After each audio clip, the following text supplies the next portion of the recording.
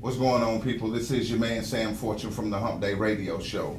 I can tell you now that I did not see this coming at all. Some of you, most of you, probably recognize the Prince of Pan-Africanism. Am I saying that correctly? The one and only Dr. Umar Johnson. I'm so glad to be here. There are so many things that you could talk about, so many things that you have talked about that have so many views on YouTube channels everywhere, all over the internet. And I was saying before we started rolling that I showed a video of you to one of my coworkers who wanted to then turn and ask me, hey, I looked him up and it says he's not a doctor. So the first thing that I want to do is get rid of all those rumors about Dr. Umar Johnson ducks the question of whether or not he properly earned the title doctor. Got you. Well, first, to give that whole issue a little bit of history, the movement to try to say that I don't have a doctorate was started here in Charlotte, North Carolina. Wow. A lecture I did about 2 years ago at a local charter high school. A brother came out to the event, showed me love at the event, and a couple days later when I was back in Philadelphia, he started a social network campaign to slander me by telling folks that having a doctorate was false. That went viral. Obviously, our people don't do research. They just take what they're told and they ran with it. Right. So a lot of people ran with it, and a lot of people are still running with it. And the irony of that situation was that the brother later found out that I did have a doctorate, where I got it from. He even found a copy of my doctoral dissertation. So I assumed that at that point he was going to retract all of the smearing statements that he made, but he didn't. Even though he found out that I did in fact have a doctorate, he continued to slander me. Now the question that people would probably ask in a situation like this is, why is it even relevant? Right. 99.9% of the conscious lecturers don't have any formal education at all. Right. None of them have a doctorate, not of the young lecturers. I'm the only one with one. Okay. So if you're not asking nobody else, why are they speaking without a doctorate?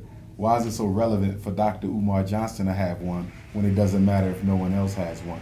But to put the whole situation to rest, and I think where some of the confusion is coming in on. First, let me give you the education. Not that it matters to me, but I graduated from Millersville University in Lancaster County, Pennsylvania.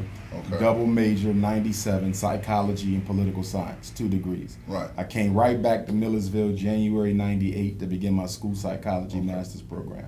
Got that in 2000. Got my Pennsylvania school psych cert in 2001. And then I enrolled in the Philadelphia College of Osteopathic Medicine, which is an American Psychological Association approved program. And I graduated from them in July of 2012, which is interesting because I posted the graduation pictures on Twitter, Instagram, and Facebook. Right. So everybody saw me with my mom, my sisters, taking pictures at the graduation. Okay? Right. So that's interesting too. Yeah. So anyhow, I also got a master's degree in educational leadership from Lehigh University in Bethlehem, PA. And in PCOM's program, towards getting your doctorate, you also get a terminal master's degree. So there's a master's in school psychology, a master's in clinical psychology, a master's in ed leadership, because I'm also a certified school principal. And then a doctorate from PCOM, the 2 degrees from Millersville, 6 degrees total. Okay, so let me say this. That is not ducking a question. For anybody who thinks that he ducks that question is not ducked. And let it be understood that anyone who wants to destroy somebody or plant seeds of doubt, they could easily go on and remove all proof. Because I tried to look it up myself and was like, why can't I find this?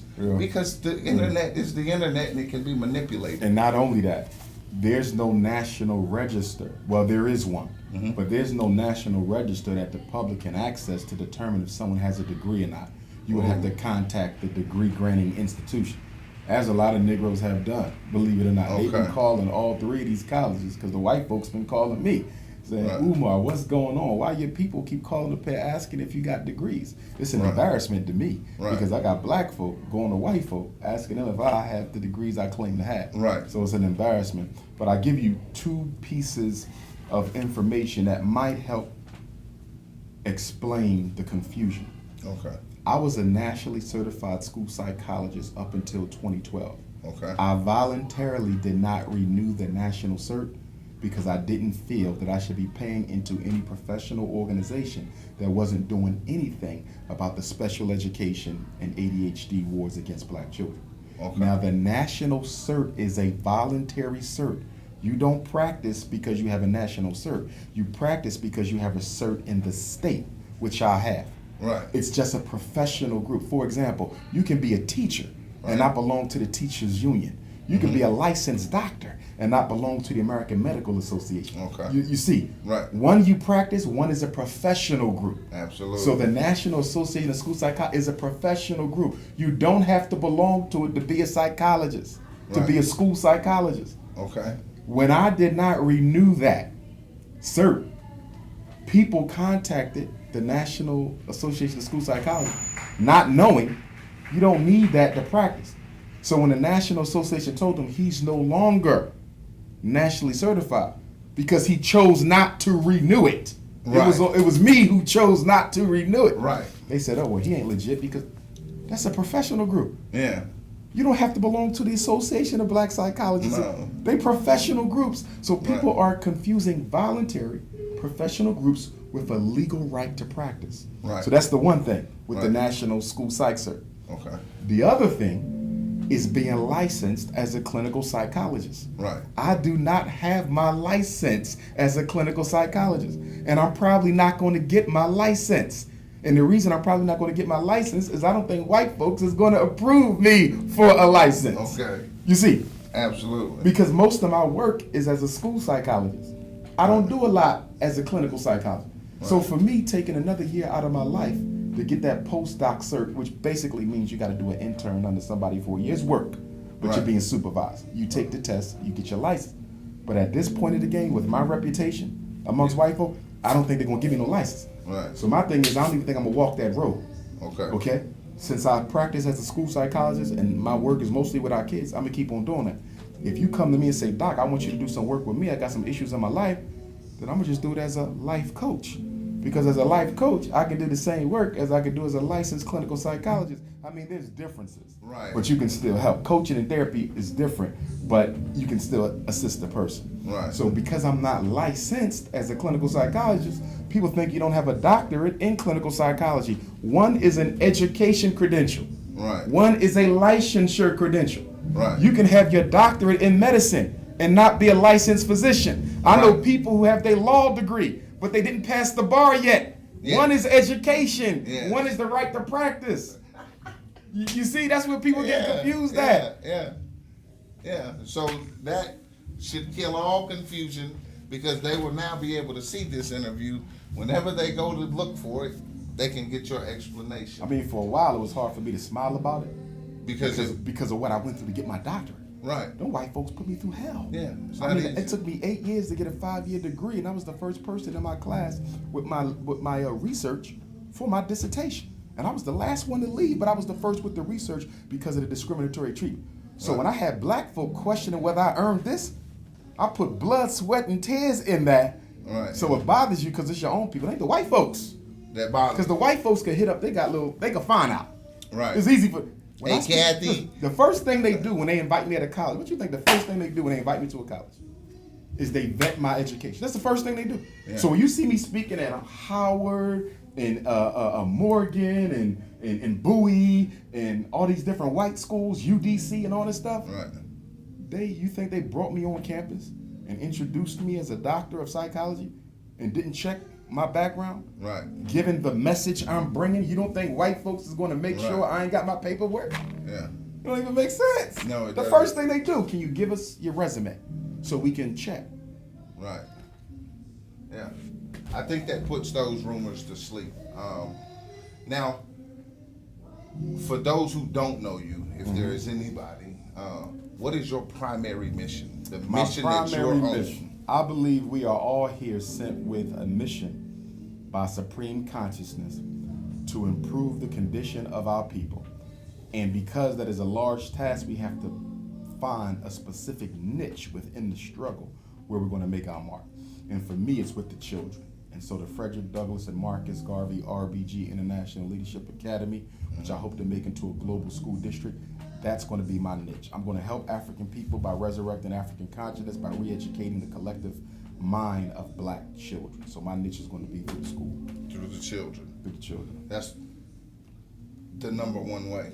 And I don't think there's no other way. Because Right. until you change the way black people think, you're not going to change anything else. And a lot of us think you can change thinking through information. You can't. Okay, you look at the conscious community, we have all the information. We are the smartest, knowledge-based group of Africans since our fall from grace. Right. We got all the information. The information we got, Garvey didn't have that. Mr. Muhammad didn't have that. Tubman and Douglas didn't have that. We got it.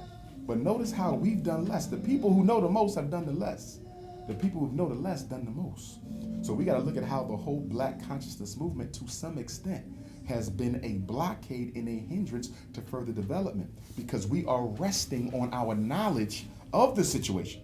I'm content to know that I built the pyramids. Right. I'm content to know that I was the first man on earth. I'm content to know that the melaninated African is the original African. I'm contented to know that. Right. But I don't want to work to put my people back in that position of respect that they once enjoyed. So whenever you get comfortable with the information, you just turn black culture into another religion. That's what they do in church. Let me ask you this, because we did a show recently in which we questioned the Bible. Where do you think Christianity, or how do you think Christianity plays a role in the black community? Here's my thing with religion in general. Not just Christianity, but even Islam. I live in Philadelphia. Right. The largest African American Orthodox Sunni community in the United States. And in Philadelphia, Islam has been used as the same container for menticide as the church has been for black Christians. Mm-hmm. So it's not the religion, it's all of them. No religion has helped us, period. However, because I know we are such a spiritual people, anytime you get a spiritual people without knowledge of self, they will automatically cling to any institution that seems like it's providing them with some form of spirituality. Right. That's why we're crazy about the church and the mosque. It's not so much Jesus or Muhammad. Those are the only alternatives you had when you're not enlightened. You see? Right. So my perspective on religion, and I take the same perspective as Marcus Garvey, I don't attack it. Because it's not the fact he's Christian that's the problem. Marcus Garvey was a Christian. It's not the fact he's Muslim that's the problem. Malcolm was a Muslim. It's the consciousness of the person practicing their religion. See, the religion in and of itself is not the problem. The gun in and of itself is not the problem. You can use a gun to save a life. You can use a gun to take a life. Right. I could use the Bible, although I don't believe in the Bible. There's some truth in it. I could take the same Bible they use and wake folks up. Right. I could use it to put people to sleep. I could go through the Quran. I was raised Muslim. And I could do a whole revolutionary lecture on ayats from the Quran. So you can use it to wake up, you can use it to put it to sleep. The issue is not the religion, it's the consciousness of the person who practices that religion. And see, Marcus Garvey taught, and I agree with him, don't attack black people's religion because we are too spiritually immature to separate your message from the doctrination that has told us that if anybody questions your religion, they are of the devil. So if I am a Bible-toting Christian and you come to me with some black consciousness and say, look, brother, you need to get out that church. I've been trained in the church to shun anybody who questions my religious scruples. Right. You see, so you will never reach me now. Before we even had a conversation, you cut because you came right at my religion. Right. And so Garvey's message and my messages don't come at their religion. If you raise their consciousness, they will question their religion on their own. They don't need you to do it. Raise the consciousness. They will come there on their own. I agree 100%. That's why you're dangerous. That's why you're dangerous. We don't shop primarily because we need. We shop because it makes us feel better. Shopping for us is a medicine. Right. Black people shop to feel better. The reason we're so materialistic is because by having these things, it gives us a false sense of progress. So for us, our financials are psychologically based. They're not capitalistically based. For white folk, their spending is based on capitalism. For black folks, it's based on post-traumatic slavery disease. You bought that Mercedes-Benz that you couldn't afford because you want to look better than other black folk. You bought that Mercedes-Benz that you couldn't afford because it makes you feel more comfortable living under racism, white supremacy. See, we shop to feel better about our life. We don't shop because we need things. See, why do black women spend more money on hair than any other woman? Because their hair need to be done more often? Hell no. It's because I think I'm ugly as hell. And the only way I'm going to keep from feeling ugly is to constantly switch up these blonde wigs. Right. You see, so it's totally psychological, and in order to change our spending, you got to understand that, which is to say you're going to have to do two things to change black spending behavior. Change our value system. Which goes back to the change in the conscious Yes, level. we value Air Jordan. Yes. We value Mercedes-Benz. Yes. I will kill you if you scratch my car. But if you disrespect African people, talk about black skin and nappy hair, I will laugh with you. But if you touch my car, I will kill you. We value materialism, but we don't value anything based on culture or African life. So you got to change our value system. That's why school is so important, because school instills the values. And media instills the values. So number one, you're going to have to change the value system. Number two, you have to give black people a replacement behavior for their conspicuous consumption. If you don't want me to spend my money on stuff I don't need to feel better about life under white supremacy, give me a replacement activity. In other words, you got to have options and alternatives. And this is one of the biggest reasons why the buy black boycotts don't work. Because when you say don't buy white, but you ain't got a black place I can buy from that's within walking or driving distance to my house. You have to make shopping black convenient, because black folk don't have enough commitment to drive 10 miles to go to the next black store. Right. Capitalism is based on convenience. People shop where they are able to shop. Right. You see, so until you change the value system of black folk and until you give them an alternative, what else can I do besides shop to make me feel better? What institutions, what meaningful programs do we have going on in the black community that I can substitute spending all my money for? Think about it. Where can we go at? What do we have in our neighborhoods that's based on something positively black? And if you do, it's only once a week. Is that something you're working on starting, or have you started any? Well, here's the thing. Once I get to school, for me, the school is going to be the magnum opus through which we will spread out and build all the other institutions that we need. If I get the residential campus at St. Paul's College, that extra land that we have, we'll be able to build houses there. Ultimately, what I want to do is get so many black folk becoming a part of the school and living around the school that we incorporate that school as its own town. So we ain't got to worry about police brutality because we have our own police. We don't have to worry about the black kids being burned in the fire because we have our own firehouse. See, this is what white folks do. When white folks live in a predominantly black city and they don't want to be a part of you, but they don't want to move, but they don't want to be a part of you, what they do, they incorporate. In Chicago, you got a little city in Chicago, white folks right in the middle of the city. Excuse me, Detroit. Right in the middle of Detroit, and it's its own town because they annexed it and incorporated. We can do the same thing. If we don't want to be included with the white folk, fine. We're going to incorporate our own piece and have our own mayor, our own everything. See, when you do that, you ain't got to worry about outsides. Right. So you want to, through the children, build a stronger foundation. And ultimately, a new Black Wall Street. Yeah. Independent black community that's financially self-sufficient. It's not hard to do, but we just ain't got the vision. We lack a lot of vision because a lot of our politics. How long do you think it would take? Shoot. Would you still be alive? Yeah, it can be done in our lifetime.